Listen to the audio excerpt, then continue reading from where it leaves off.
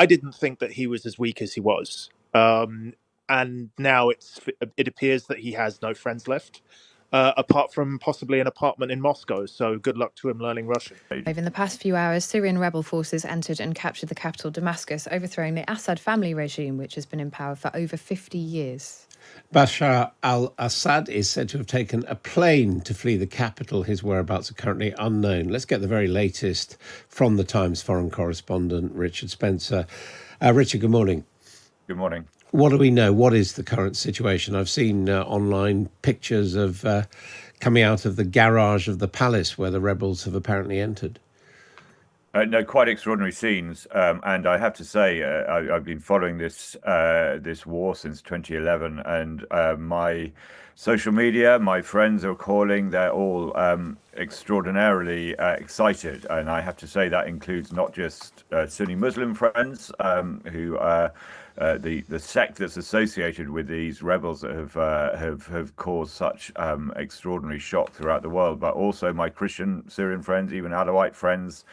Part of that sect that Bashar al-Assad belonged to, just extraordinary emotional response through the Syrian exile community, of which is so many millions strong, thanks to this regime. What do we know on the ground? The regime just collapsed in Damascus overnight. When we were, everyone was preparing for bed last night. The rebels were on the outskirts of Homs, which is the third city in Syria, and saying, would Homs fight? Wouldn't it fight? But rebels were moving up from Deraa in the south, and early this morning they just swept in. The regime just melted away. Bashar al-Assad is reported to have taken off by plane. It looks like from flight tracking radar, his plane took off and headed northwest, and then it seems to have disappeared. Now, there are two versions of what happened to him. One is that he crashed or was shot down, but we don't have any independent sort of corroboration of that. There's what I'm not going to put any money on it, but it's so uncertain at the moment. But the other report is that he's flown to the Russian airbase at Hmeimim in the west of the country, from where he will be flown to Moscow. That seems to me slightly more likely at this stage, but as I say, I'm not going to bet on it. His wife and children are reported to be already in Moscow. And what is going to happen about that Russian bases, particularly the Tartus naval base on the Mediterranean? Very good question. Like so many of these questions, a lot depends on whether this group, Hayat Tahrir al-Sham, and its leader, Abu Mohammed al-Jalani, who was a former envoy to Syria. He's Syrian himself, but he was sent back to Syria originally by Abu Bakr al-Baghdadi, that famous caliph of the Islamic State, but fell out with him. And he has since rebranded himself as a sort of Islamist light, if you like, a sort of Muslim Brotherhood style Islamist. He says that he is open to working with elements of the former regime. He has apparently been in touch with the Prime Minister, who has stayed in Damascus, and talked to him about sort of maintaining the current sort of apparatus of administration. And organising a soft handover. He has promised to respect respect minorities, to preserve a pluralist Syria, and if that is the case, if he really means that, and if he has the power to enforce that on his supporters, then that suggests he's also pragmatic enough to make practical arrangements with the Russians. The Russians say that their embassy is still occupied in Damascus and safe at the moment. I think most ordinary Syrians and most ordinary rebels would say, yeah, we don't know what's going to happen. We don't know how Russia itself is going to respond to us. But, it would be better not to, poke that sleeping dog, if you like. But that applies not just to the Russians, it applies to everybody. I mean, this group, Hayat Tahrir al-Sham, is a prescribed terrorist group, according to Britain and the United States. Will Britain and the United States and other Western powers agree to work with it if it seizes power in Damascus? Will there be a fight for power in Damascus between different rebel groups? You wouldn't want, as I say, no one's going to put bets on this at this stage, but these are the questions we have to look for. As I say, everyone who is on the ground and talking about these things from the perspective of the rebel groups are all talking pragmatically and with a view to preserving the pluralism in Syria. So there is some reason for hope, but many such hopes have been dashed before in both Syria and the rest of the Middle East. Well, joining us now is Dr. H.A. Hellier, a Senior Associate Fellow at the Royal United Services Institute for Defence and Security Studies in London, who specialise in the Middle East. Good morning to you, Dr. Hellier.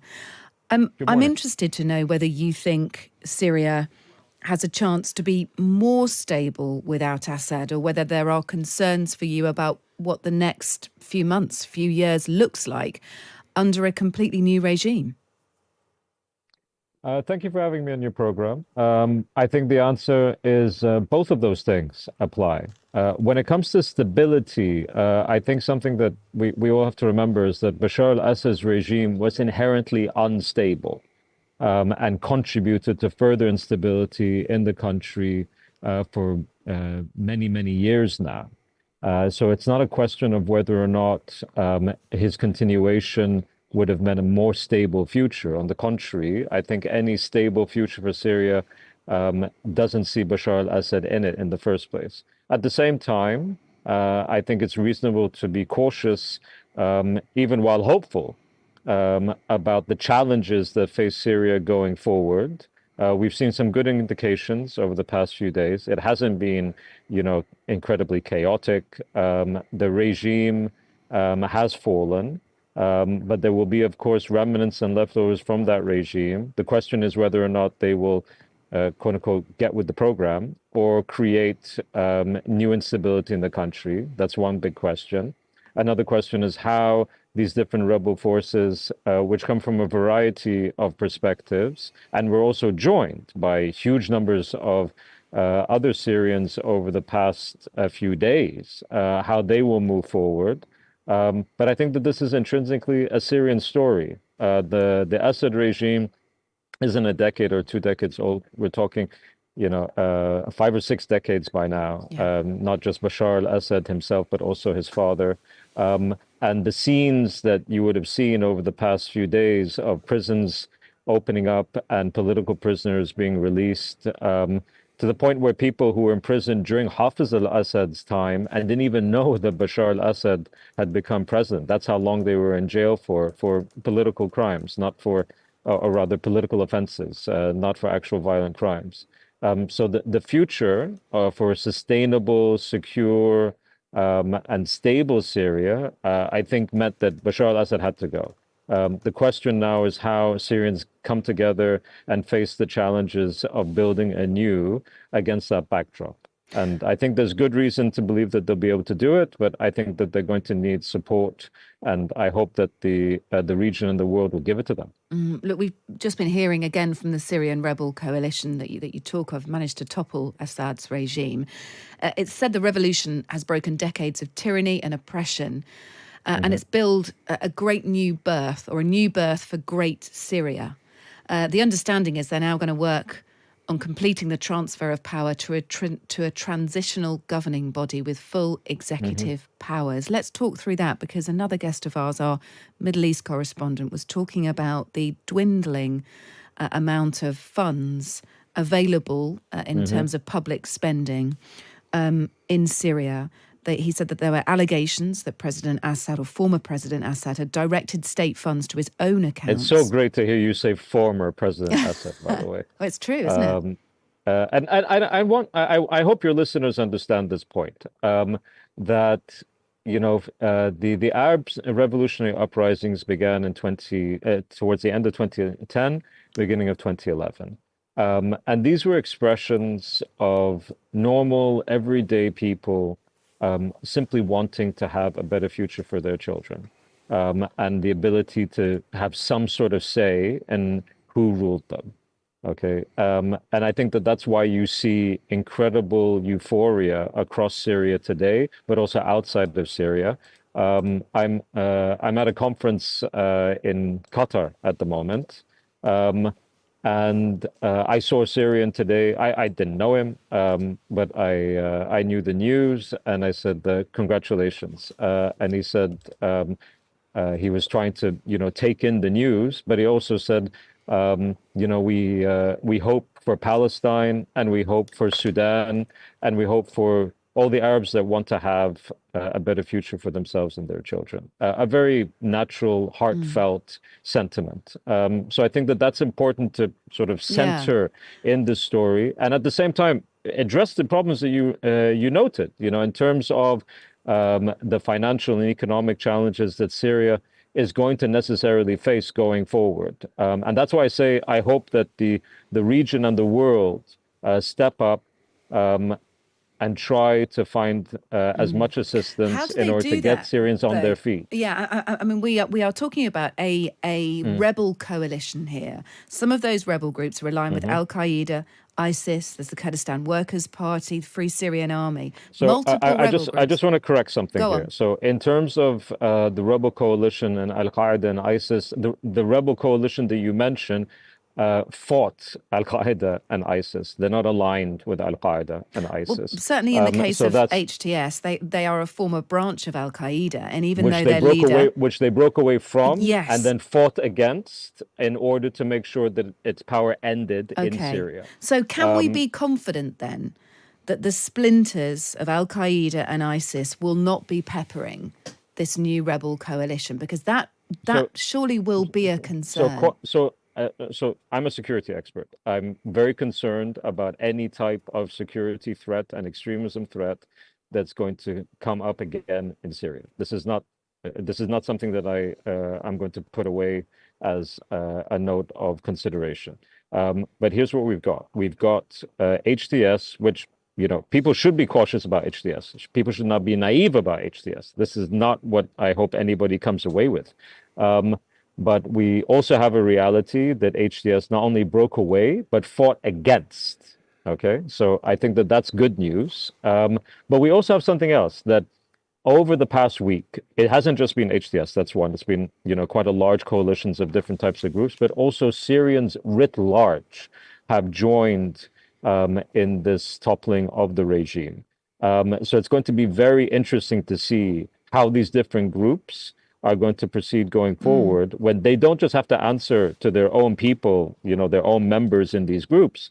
They're going to have to deal with communities across the country. And something very interesting that I've seen over the last few days is how the rebels negotiated with communities that had nothing to do with them. Christian communities, Druze communities, Ismaili communities, in order to ensure that villages and towns and cities were sort of splintered off away from the regime in a fashion that didn't lead to utter chaos and bloodshed. And they managed to do that. So that's all good news. Again, people shouldn't be naive. Yeah. They should be cautious. They should take concern. But I think that we should also try to see the ways forward where we can do this, or rather where they can do this and where we can help. Yeah. Actors around the world. So what other countries, what other leaders will be getting involved in this? Will they have any involvement in this as a transfer of power, a transitional governing body is worked out in Syria? So I think, of course, regional powers are the ones that are most impacted by the consequences in Syria and should be invested as much as possible in trying to make sure that there's a sustainable transitional period that comes into something that's far more productive and fruitful for the long term. So I think it's inevitable that you're going to see the Turks get involved. You're going to see probably other GCC countries as well. I imagine the Russians are going to try to get involved. And as far as I know, the Russians still haven't completely withdrawn from the coast. The Iranians seem to have. The Iranians seem to have basically cut and run. But as far as we know, that hasn't happened as of yet when it comes to the Russians. And remember, this isn't completely over. There's still the issue of bases and places on the coastline, especially Latakia and Tartus, where things are still not quite settled. But it is game over. It's a question of, how the transitional period will now develop. But beyond, the region, I think it's in all of our interests within Europe, but also more widely in the international community, that Syria become more sustainable, more stable, but in a real way. And I think that the mistake over the past decade was to say, well, Assad might not be a great guy, but he's stable and he'll hold it together. Well, he wasn't stable and he couldn't hold it together. And I think this is a good lesson for people. Unfortunately, a lesson that hasn't been learned in other places. You can't have these problems under the surface just boil up and boil up and boil up and just put a lid on them. You've got to figure out a way to actually address the real justifiable grievances in order to move forward. Very well, Gareth. We spoke to you yesterday in Beirut. You made it to Damascus. What was that journey like? Yeah, it was incredible. There was a huge amount of traffic. Syrians in Lebanon trying to get back into Syria. Everyone, had the same idea as us. So we had a huge amount of traffic to deal with. We got stamped out of Lebanon very easily. And then, we went with our passports to get stamped into Syria. And the Syrian authorities just weren't there.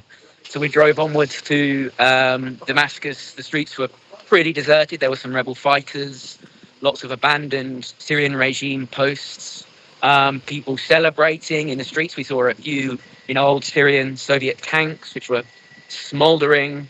And something you really noticed as you came down the hill into Damascus proper, on the street, hundreds and hundreds of military uniforms. And these are the army uniforms that Assad's soldiers shed last night, as the army collapsed, in just a matter of hours, really heaps of military fatigues. Damascus is very quiet now. HTS, this rebel group, which has kind of spearheaded the assault from the north, have imposed a general curfew that came in, just over an hour ago. So not many people on the streets, but it's an interesting time to be here.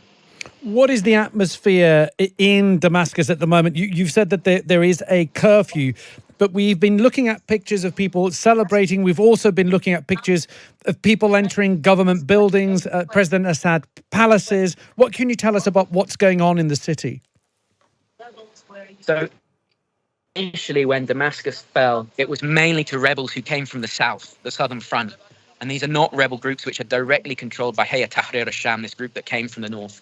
And as these groups from the south and from, the southern suburbs of Damascus took over the city, there was a bit of looting, there was vandalism, people were going into government buildings, the presidential palace.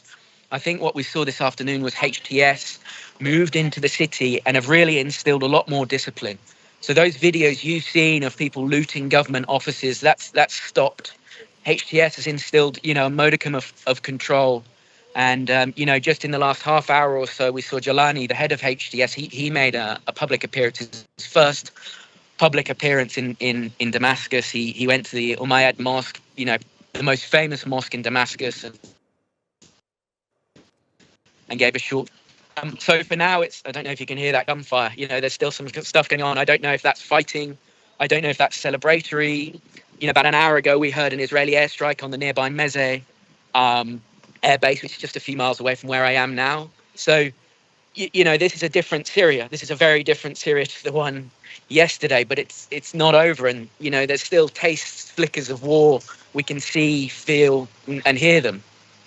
Gareth, what have the people that you've managed to speak to in your brief time since reaching Damascus been telling you, the people who are not part of the rebel forces, but the residents of Damascus? Because, of course, amongst this celebration, there's also the question of what happens next.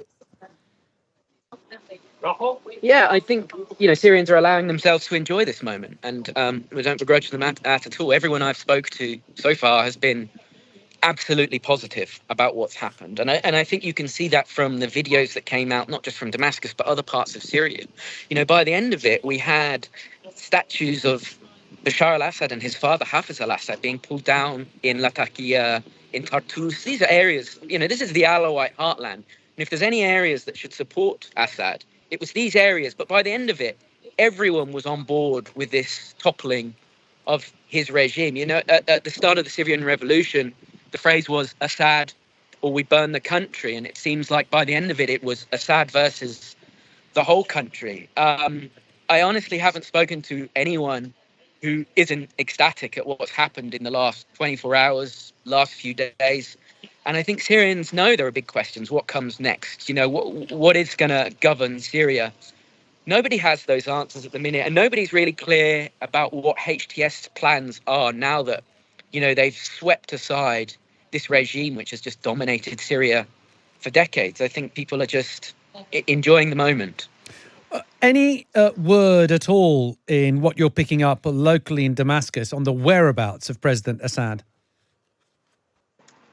No, there's a lot of speculation. Nobody seems to know. You know, there were some rumors that he'd taken off in a private jet, which was shot down over Homs. I've heard from other sources that he wasn't shot down, that he made it to a Russian airbase and has safely left the country. We don't know at the minute, but I'm sure that is if he's still alive, I'm sure that's a question that's going to be answered in the coming days, because a lot of Syrians would like to know where he is. Well, Gareth, you're under curfew. You're in Damascus. What are your plans for this evening? I mean, we're just taking stock. We're kind of soaking up the atmosphere of a new Syria. We might head out. We're seeing what's possible. This is such a dynamic situation. You know, there's various different armed groups controlling different parts of the city. So, you know, we're sort of figuring out as we go along. But, you know, every Syrian wants to share their story, especially in Damascus. And, you know, just checking into this hotel now, there was massive smiles on the faces of all the staff.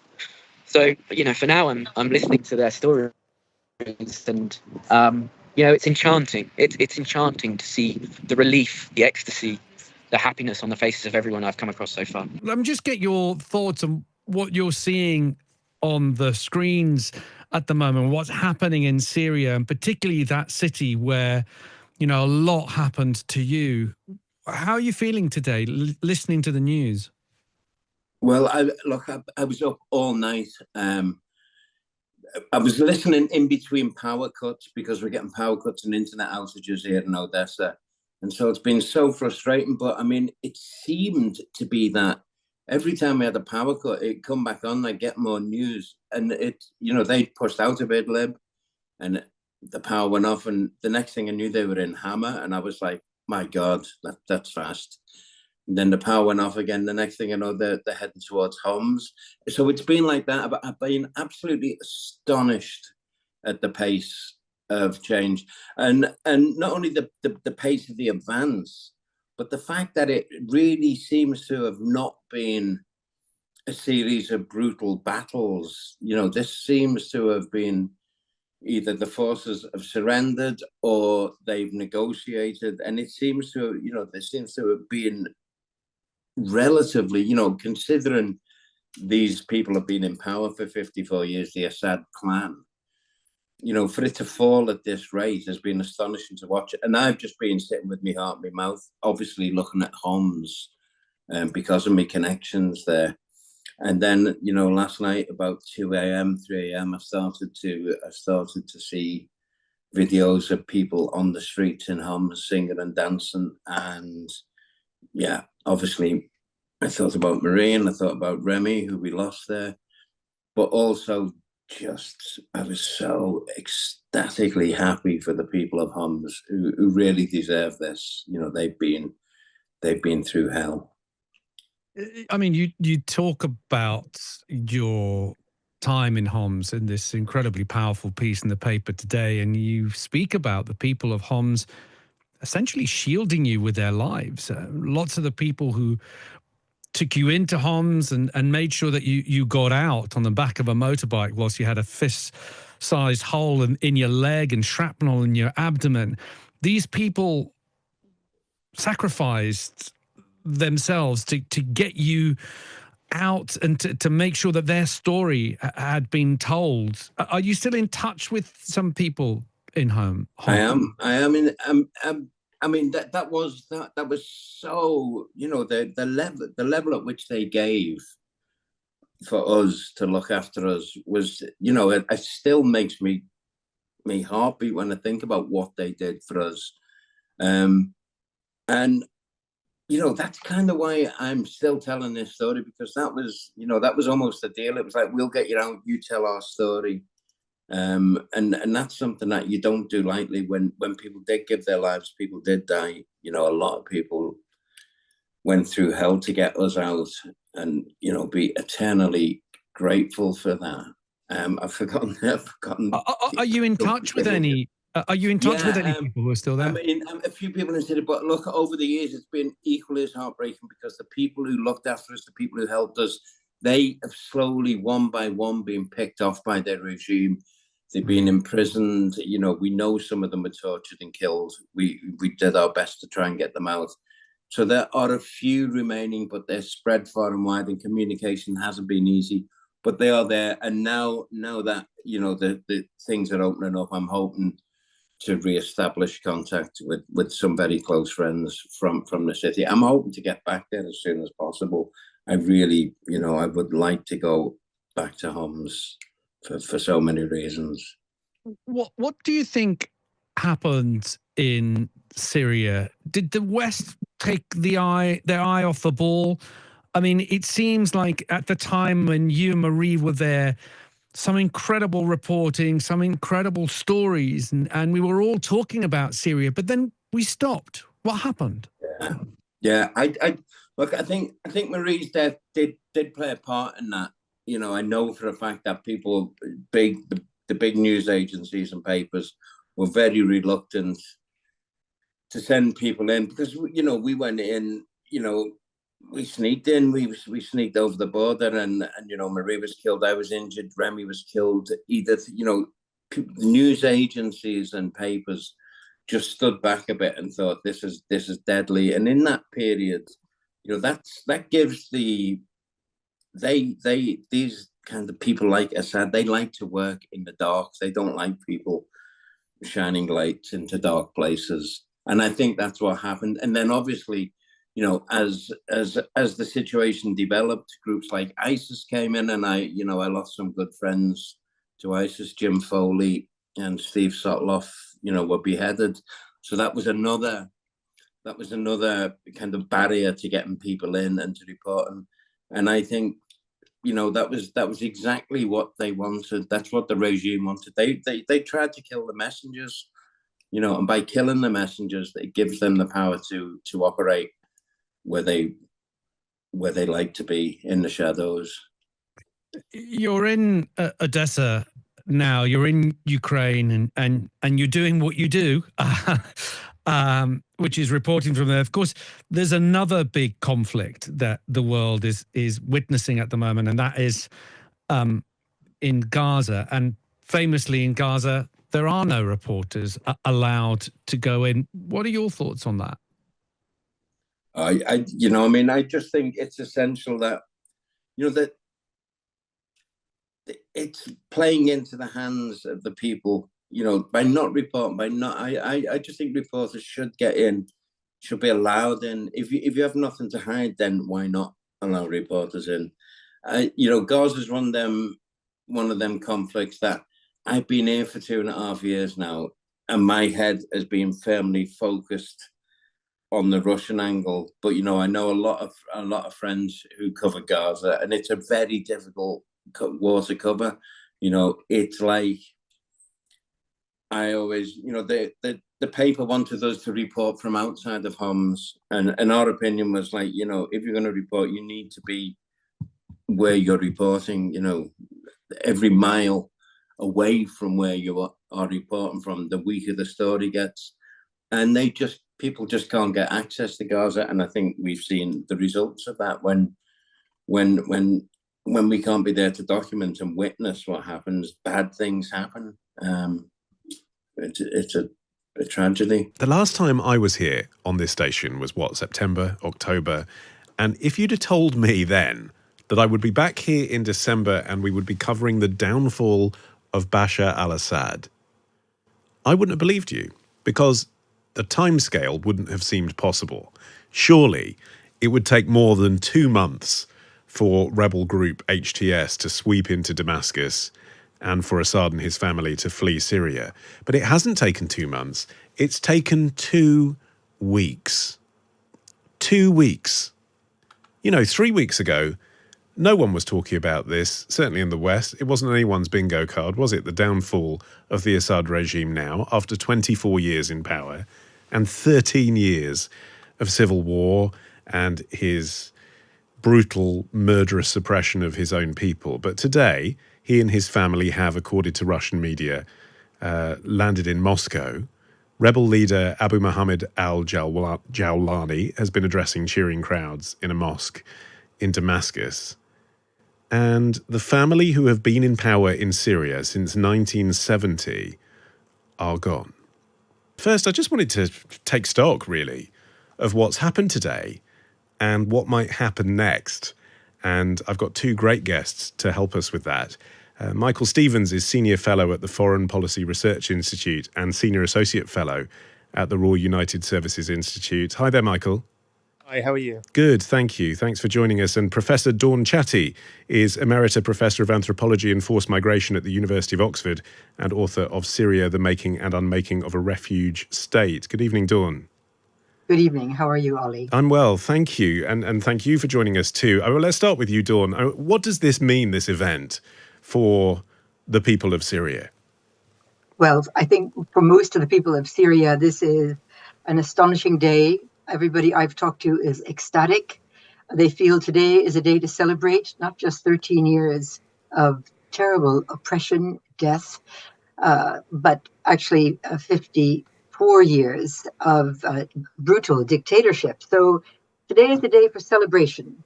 And as most of my colleagues who I've talked to in Damascus, in Suwaida, in Homs have said, tomorrow we roll up our sleeves and make sure that we can create the kind of democracy that we had in the 1950s. But there's really no assurance that that's going to be the case.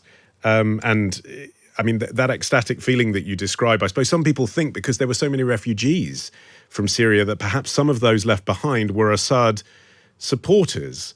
But Michael, it's surprising, isn't it, how little resistance there appeared to be from his forces? It happened very quickly. It's remarkable. I completely agree with what you said. If you'd asked me 3 months ago, would we have seen the end of the Assad regime, which has bludgeoned its way through 13 years of war, more or less subjugating areas back under control and accepting some other areas weren't, but you didn't think they were going to collapse, and then all of a sudden, within the space of really 10 days, everything's flipped entirely. I mean, it's incredible. If you go back to, the Hamas attack of 7th of October 2023, then what subsequently happened with, Israel going into Lebanon, decapitating Hezbollah, the process has been extremely quick. From the moment that Hezbollah was decapitated in Lebanon, Bashar al-Assad's alliance structure around Iran, and of course Russia being distracted in Ukraine, his friends were weakened. Hindsight's always 2020. We could always say, "Oh well, shouldn't we have seen this coming?" But no, I didn't think that he was as weak as he was. And now it appears that he has no friends left, apart from possibly an apartment in Moscow. So good luck to him learning Russian. Yeah. What do you think is going to happen with him, with Assad? What do you think the future holds for him, Michael? Well, it's like it's like all of these dictators, isn't it? Sort of Marcos, who made his departure from the Philippines to the United States, the Shah of Iran. When they leave their country, they're not particularly welcome anywhere else. No one really wants to have them. They're a bit sort of grubby, and they come with all the baggage, don't they, of terrible corruption, awful repression. And I suppose it's probably only Vladimir Putin that can stomach him. So I don't really see a future for the Assad family outside of Russia. They're certainly not going to go to Iran, given that, as you well know, Palestinians who were being protected by the Iranians in Tehran were targeted very easily by the Israelis. So I don't think Bashar would feel very safe there. And I think this is the only option for him. But what it does mean, Dawn, is that he's not going to be tried in a criminal court, doesn't it, if he's in Russia? And a lot of people in Syria, don't get me wrong, I'm sure a lot of people in Syria would like to see him beheaded, but an equal number, I'm sure, would like to see him on trial. Well, yes, but that's going to be pretty impossible unless he decides to travel away from Russia. I just also want to make a point that I think you've misunderstood me. The Jolani has been very, very clever, very, very intelligent, and made it very clear that there is no opposition to those people who have remained in Syria and worked in the civil service.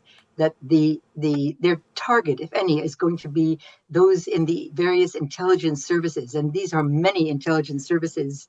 Those who've been disappearing people, torturing people, killing people.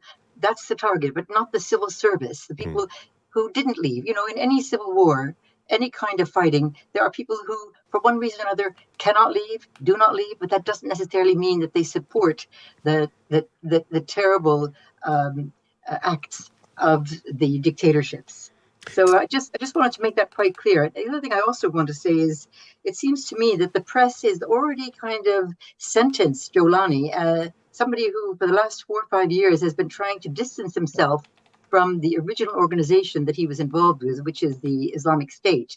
He has made it very, very clear in his first pronouncement, and I could read the whole thing out to you, but it hasn't been covered by the press. No, but well, don't read us the whole thing, but do give us a flavour. Yeah, sure. Okay, I'll give you a flavor of it. You know, he says that under oath, he pledges to preserve the sovereignty and territorial integrity of Syria, to protect all Syrian citizens and their property, regardless of their affiliation, to rebuild the state and state institutions on the basis of freedom and justice, to pursue comprehensive national reconciliation and the safe return of refugees and forcibly displaced people in dignity, and to hold accountable any person who has committed crimes against the Syrian people in accordance with due process and in pursuit of justice. And we affirm that the new Syria will not be the exclusive fief of anyone. Syria will be a homeland for all Syrians. This is not being picked up by the press, which is much, much more concerned that he is going to create a new Islamic State. And I think, we've got to give this person a chance, which is something that certainly Israel, Netanyahu, is not doing by continuing to bomb Damascus today, both the military airport and the security and research complex in Kafr Susi. I mean, Netanyahu could have done that last week, 2 weeks ago, or he could have waited a week or two to give this man a chance to work with all of the different opposition groups, because, as you know, Damascus was really taken by local oppositions coming in from the south, not necessarily part of the Hayat Tahrir Yani Sham. So there are a lot of opposition groups that are trying to work together now, but it seems like in the West we've already kind of judged them that, we've got to make sure that they don't become terrible Islamists instead of, jumping out of the frying pan into the fire type thing. And I think, let's give this group a chance. I mean, it's many different groups trying to work together to rebuild Syria, to invite all the 5 million that are outside of Syria to come back and work towards that rebuilding. I suppose, that's because, if that's true, Michael, that this Islamist group, HTS, is trying to distance itself, as Dawn was saying there, from Al-Qaeda, from Islamic State. But is that just... I suppose people feel they've been burned before by this, specifically with the Taliban, right? Saying they're all for women's rights and then doing something totally opposite to that once they're back in power. That this is just spin. Do you think that is, as Dawn's saying, unfair? Or do you think it is based on, experience we have dealing with regimes like that? So one thing I think is we need to make clear is that the conditions in Syria are quite different from that of Afghanistan. And although Afghanistan is a diverse country, Syria is more diverse, and it also borders a lot more countries which have been interfering in its business. So whatever happens, Mr. Jalani's hands are slightly tied by the impact of external powers, and maybe we'll talk about that a bit longer later. But the key thing I want to say here is, fundamentally, Jalani is presenting himself as a Syrian. The thing about Al-Qaeda and ISIS, or Islamic State as they then called themselves, is that they presented themselves as borderless, right? They could be everywhere and nowhere at the same time. Global jihad was a phenomenon that could be in your neighbor's house, right? They could be radicalized on a computer, or you could be fighting an insurgency in Iraq, or you could be in northern Libya, or you could be as far flung as Nigeria or Mozambique. You actually have ISIS in Mozambique. Jalani is saying, I'm a Syrian, and my solutions that I'm presenting are for Syrians. I'm going to deal with Syrians. And I think that's been a very persuasive narrative that he's managed to get across to other rebel groups. He's partly got the Turks on side as well, I think. And there is, even the Kurds. The Kurds came out. Saleh Muslim of the PYD, which is the Kurdish main party in Syria, said, we can work with this guy. And the Kurds are leftists. They're mostly atheists. And they're not saying that if they're not prepared to do some business with Jolani. Now, look, I come from a slightly more hesitant background, I think, than Dawn does. I worked in the government on the listing of the predecessor to HTS, which was JFS, Jabhat Fatah al-Sham, and I thought that was actually, to switch to the English language, a bit of a sham. I thought it was Al-Qaeda simply wrapping themselves in a different label and pretending they were something they were not. Then they rebranded again to HTS. I think the proof will be in the pudding. Let's see what Jolani does. Let's see if his actions back up his words. I think that we all need to see how and in what ways he engages with all components of Syrian society. Yes. But they are showing actually, him goodwill. Sorry to talk over you, but just on that, Dawn, because we've only got 1 minute left, you alluded to the different groups within Syria when you quoted his statement. I mean, there are Sunnis, there are Shias, there are Alawites, there are Christians as well. Assad is an Alawite, isn't he? These new guys are going to be Sunni of one kind or another. What implications might that have? I really think we need to give this man a chance to bring all the opposition together. There are many Alawite who were not supporting the regime, but they were silent. I mean, you have Druze, you have Alawite, you have Shia. Certainly, the Sunni element is it was once about 70%, but I think most of those 5 million who fled were Sunni, so perhaps it's a smaller number still in the country.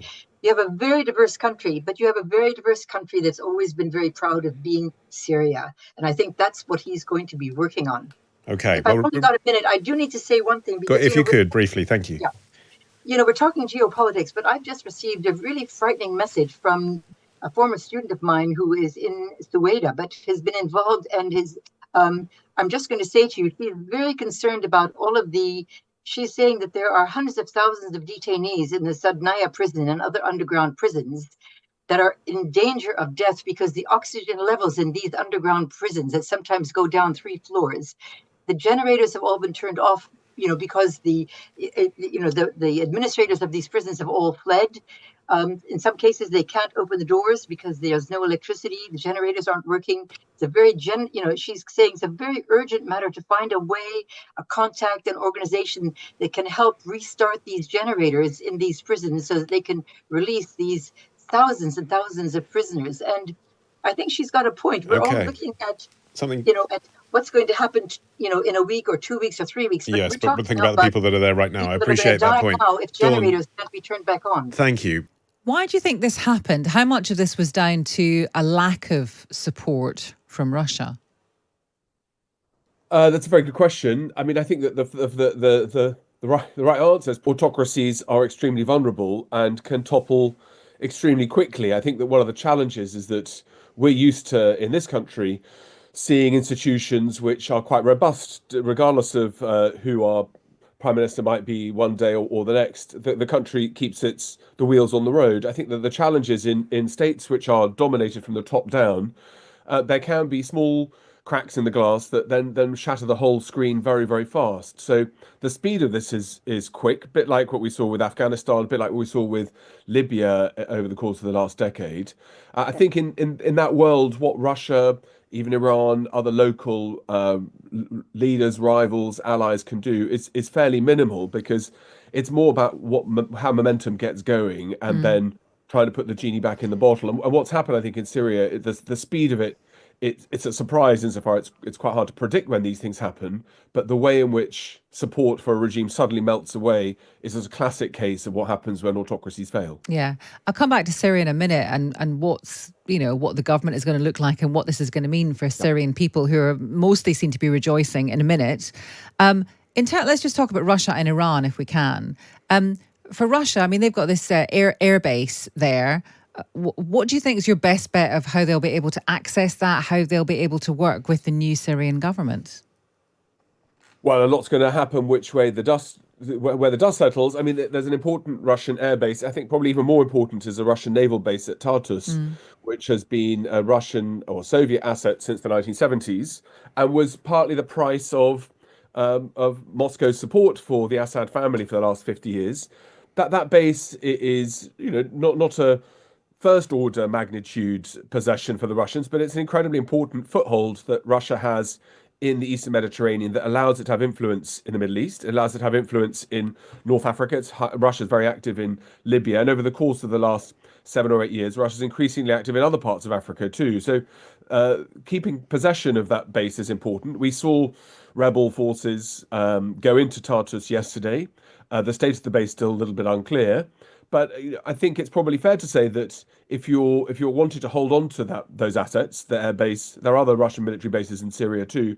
Giving exile and refuge to Assad may not be the smartest move in the book, because if you're going to negotiate with Assad's successors, the fact that you're harboring, looking after him at home, letting him join the smart country clubs in Moscow isn't the best possible look. So, it would look to me like it's a knee-jerk calculation made in Moscow, probably because Assad can't find anywhere else to go, and Russia feeling it should repay its loyalty. But I think listeners will know how loyalty to the regime in Moscow has played out over the last few years. So, Assad should probably stay away from high-rise buildings and open windows. Oh, God, goodness me. What about Iran then? What are the repercussions for Iran from what has happened in Syria? Well, I'd have thought that the smarts in Tehran will be trying to work out, do they double down? Their hand has been very significantly weakened over the course of the last year and a half since the 7th of October attacks on Israel. Iran, I think, was quite convinced that the alliances that it had built, the supply chains, the network that was targeting Israel through Hamas, through Hezbollah, through other proxies in the region, gave Iran an opportunity to deliver some form of meaningful change, perhaps. And that looks like it's gone even more badly wrong than Russia's strategy in Syria. So now the degradation of Hezbollah as an organization, Iran's own targeting within Damascus over the course of the last 24 hours both by rebels, but also by Israeli jets taking out Syrian military assets, means I think that Iran has a very difficult decision now about whether it goes all in or whether in fact it reckons it's next on the menu, and probably should be thinking quite hard about how to make conciliatory noises towards the West. And I think, if listeners know one thing, it's a really bad position where you've got two difficult choices to make. And so I think Iran, to some extent, is not the master of its own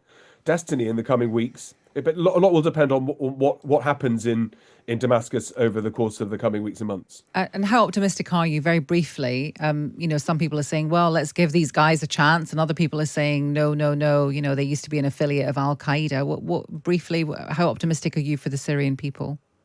Well, it's been a joy seeing people being sprung from prison, singing in the streets and chanting at the end of autocracy. I mean, I should remind listeners that in 2021, Assad won the presidential election with 95% of the vote, about 13 million ballots cast in his favor out of a possible population of 10 million. People's liberation is wonderful to watch. I think the cold, sober reality is that the patchwork of individuals, of groups who are going to vie for power are going to need a lot of thought, a lot of help, and a lot of prayer from outside. And because this is a Syrian people's decision of how they structure themselves. But, one of the challenges will be how to invest in rebuilding infrastructure in Syria. And that requires money. And it doesn't look to me that it's going to come from the United States. It doesn't look to me it's going to come from Russia or from the EU. So, that's a tricky position to be in. So I'd like to be hopeful, but reality and experience tells me that these are going to be a difficult coming months and years ahead. An Islamic organization that had Al-Qaeda derivative, and even al-Jilani, used to work for ISIS at one time. They've been governing in Idlib province for a number of years, and they have not displayed the terror tactics that Al-Qaeda has displayed in terms of the population. They have got the cooperation of many groups to be able to achieve what they did. They're about 25,000 strong. And they've had somewhere in the neighborhood of 6 to 8 other groups that have been working with them to be able to overwhelm these cities.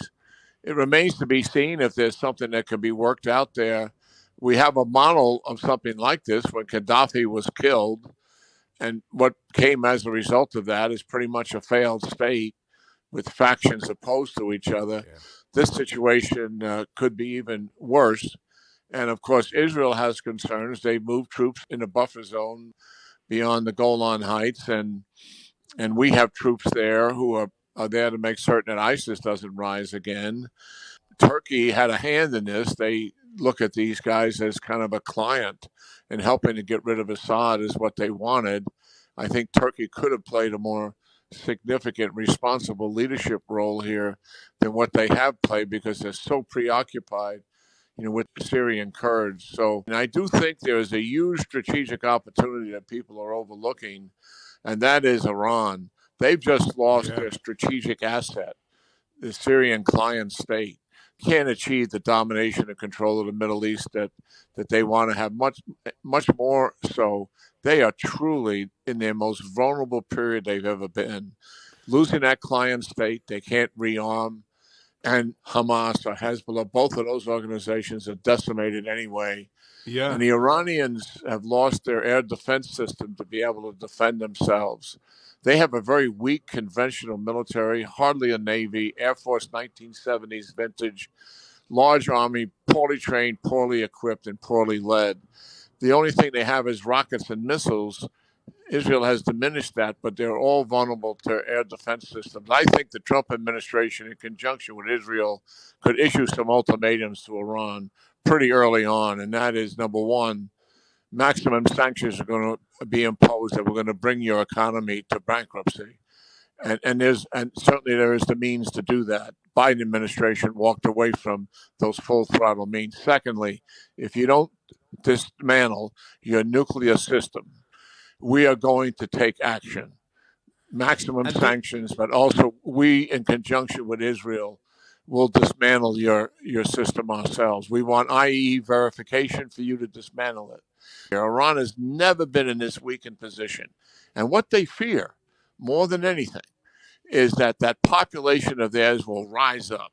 And the question will be, Jack, whether this great isolationist president, this president who comes in saying he wants to avoid the conflicts that have dogged America over the last couple of decades, whether he's willing to be threatening enough, allied with Israel, to try and achieve that. Because the question around Trump is he such a deal maker, a reluctant global leader that actually he just wants away from this region completely, or will he recognize that strategic opportunity you're talking about?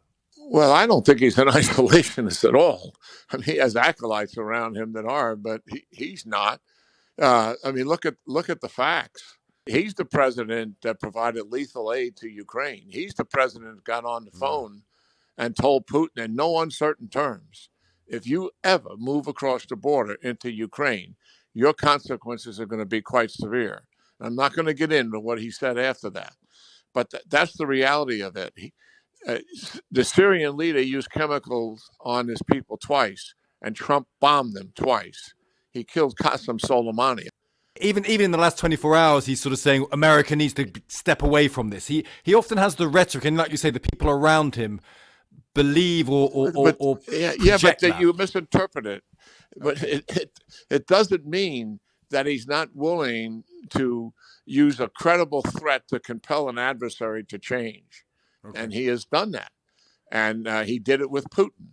He used kinetic force to stop Assad from doing chemical attacks. He put Iran on its heels with maximum sanctions and killing Qasem Soleimani. It's tragic. The incoming administration didn't take advantage of it. And as a result of that use of force, the Arabs began to line up with him, and that's what produced the Abraham Accords. Yeah. They thought they had a real player in the region. There's so much reaction to tweets and other things dealing with President Trump. I'm not suggesting that he doesn't bring some of this on himself by what he says, but you have to draw back and look at policy. So is there a version of events, and maybe this is optimism, but this is a version of events where, if you look at the last 6 months, we've seen the dismantling of Iranian power in the region, Hezbollah being so soundly affected by what Israel has done to it. You've now got them, as you say, losing the client state of Syria. Could 2025 be a very significant year when it comes to the destabilization or the disintegration of the Iranian regime? I think the strategic opportunity here is to end Iran's influence and domination in the region once and for all. And that opportunity is sitting right in front of us. The two major proxies have been decimated. They're in a weakened position themselves. They're absolutely defenseless against any air campaign. Why did they not retaliate against Israel, given the many promises that they made that they were going to do it? Because they took their air defense system away from them. Israel, I understand, did hit one of their nuclear sites just to tell them and give them the warning that they could come and get the rest of it. So I think they are there. And I don't think necessarily we would actually have to use force. But I think a credible threat by the Israelis and by the incoming president, it is worth a try to step up and put on the table a credible threat and see if we can change their behavior. Reuters is usually considered to be a reliable source, and the news agency says that Israeli forces have now reached a position just 16 miles from Damascus. They say it has that information from 2 regional security sources and 1 Syrian security source. Israel has said its move into Syria is defensive and temporary. I think I'm right in saying that the IDF have categorically said, in terms of 16 miles from Damascus and tanks and all the rest of it, that is not true. Let's try and find out what's happening with Yotam Confino, who's a correspondent in Israel. Good morning to you. Good morning. What is the IDF saying about this report? So the IDF has come out quick to deny this report. Obviously, they know what it looks like when reports circulate about Israeli tanks being just 16 miles of Damascus. Whether it's true or not, we're still yet to find out, but the IDF has been out and categorically denied it. It's obviously not a good look for Israel to have tanks coming that close to Damascus. Israel is already being criticized, at least by Egypt and Jordan and other regional countries, for taking control of the buffer zone separating Israel from Syria, and also taking control of the Syrian side of Mount Hermon, which is also north of the Golan Heights. So there's a lot of scrutiny right now around Israel and what it's doing, how it's maneuvering, and definitely having tanks relatively deep into Syrian territory is something that is seen as controversial in the region. And the non-Damascus stuff, the Golan Heights and Mount Hermon, is that, you can understand, you can argue, you can understand why Israel is doing that to create a buffer zone. But we heard from at least one expert saying that this is in contravention of international law. Well, it depends on how you interpret international law here. Obviously, Israel will argue that the 1974 agreement between Hafez al-Assad, Bashar al-Assad's father, and Israel, which more or less ended the Yom Kippur War in 1973 and created this buffer zone, that is null and void because the Assad regime does no longer exist. So for Israel to have a stone like this right next to its border, even if it is seen as occupied, the Golan Heights, that is dangerous because whatever fills that vacuum could be a danger to Israel, especially if it's rebels and jihadists. So Israel is seeing this as an agreement that no longer exists, simply because the entity, the government that made that agreement back then no longer exists.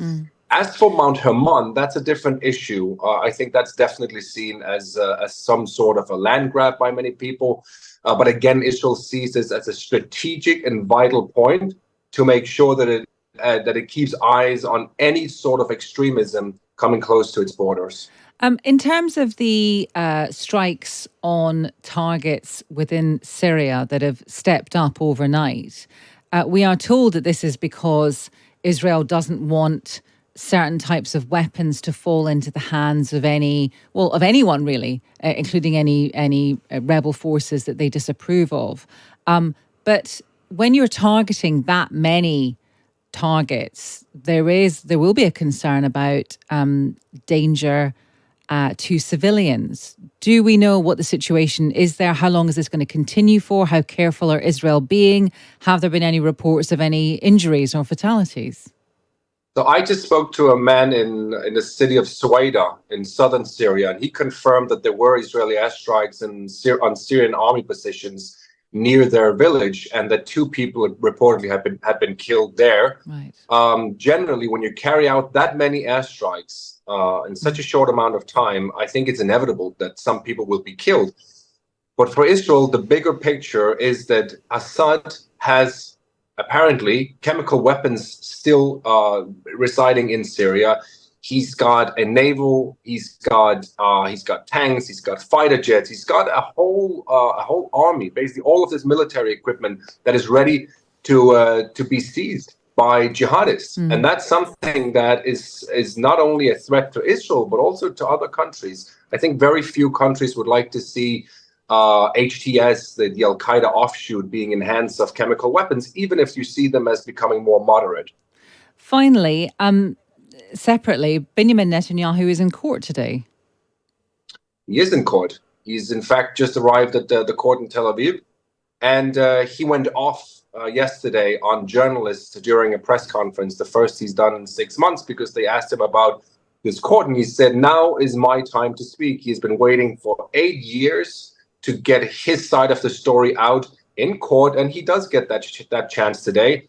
Netanyahu will become the first sitting prime minister to be on a witness stand in a corruption trial, and it is quite extraordinary what's happening here. Nevertheless, this has taken years, and it will likely not end anytime soon. And while many Syrians are delighted at the collapse of the Assad regime, one of the biggest losers from his overthrow is Iran. The country's leader, Ayatollah Khamenei, has accused the United States, Israel and Turkey of being behind the fall of the former dictator. Iran poured money, weapons and troops in to sustain Assad's government. But the so-called axis of resistance is now in ruins, particularly after the damage which Israel has inflicted on Hezbollah in Lebanon and Hamas in Gaza. Cameron Kansarinia is vice president of the US-based National Union for Democracy in Iran and joins us now. Good evening to you, Cameron. Good evening to you, and thank you for having me on the program. Well, good to have you with us. What do you think is the effect on Iran of the collapse of the Assad regime in Syria, next door to Iran, of course? Well, this is a devastating blow to Supreme Leader Ali Khamenei. He delivered an address today, as you mentioned, in which he looked weaker and frankly, sadder and more despondent than I think many analysts and Khamenei watchers or Iran watchers have ever seen him. Syria and the Bashar Assad regime was one of the most important components of the Islamic Republic's axis of resistance after Hezbollah and Hamas were effectively decimated.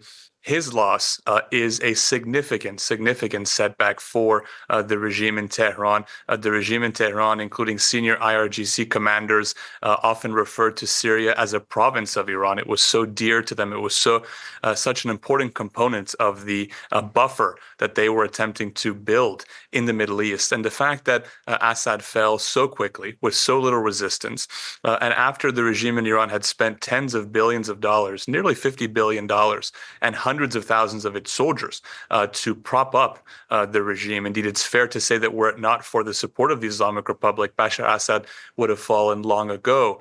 After such an investment of lives and of dollars, the regime is devastated by this loss. It's a significant blow to its confidence, and it continues to show that the Islamic Republic is weaker than it's been in its 45-year history. We heard there that Ayatollah Khamenei said that the US, Israel and Turkey were all behind the fall of the former dictator Assad in Syria. But is there this sense in which Iran was so busy trying to prop up its other proxies, particularly Hezbollah in Lebanon, which was engaged until recently in that fighting with Israel, that Iran was preoccupied with the pressure on Hezbollah in Lebanon, and to an extent that allowed these rebel forces to sweep into Damascus and sweep Assad from power? Well, first, as to Mr. Khamenei's accusations as to the reason for the collapse, to Mr. Khamenei, behind every trouble he faces, there's an American or British or Zionist conspiracy. He said the very same thing, for example, about the coronavirus pandemic. Just before he banned American and British-made vaccines, he said that COVID was an American, British, and Zionist ploy to undermine Iran and undermine the Islamic regime. So he thinks everything is just such a ploy and just such a plot. As to why this happened, as to whether Mr. Khamenei and his IRGC, their eyes were off the ball, as it were, in Syria, that's entirely one possibility. It's also entirely a possibility that despite the billions of dollars that they spent, tens of billions of dollars, and the thousands of lives that they sacrificed to defend and prop up the Assad regime, that even that investment wasn't enough. I think it's proof yet again that dictatorial regimes and tyrannical regimes and totalitarian regimes, even despite significant foreign support, cannot last against the will of their people. And I think that the moment that Khamenei finds himself in right now, and why he's so worried about this, is not dissimilar to the moment that the Soviet leadership found themselves in the late 1980s and early 1990s, when they lost the Eastern Bloc countries, when they saw the fall of the Berlin Wall, and that very quickly led to their own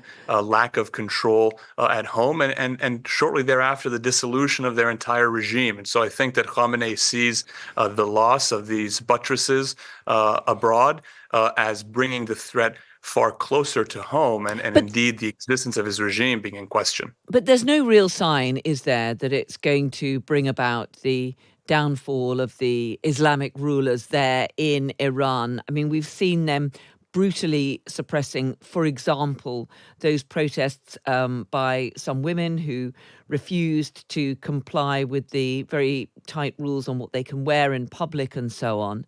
And we know that the Iranian regime also locks up many of its opponents, many of its critics. There's no sign, is there, at the moment, of Ayatollah Khamenei and the Ayatollahs who run that country being forced from power?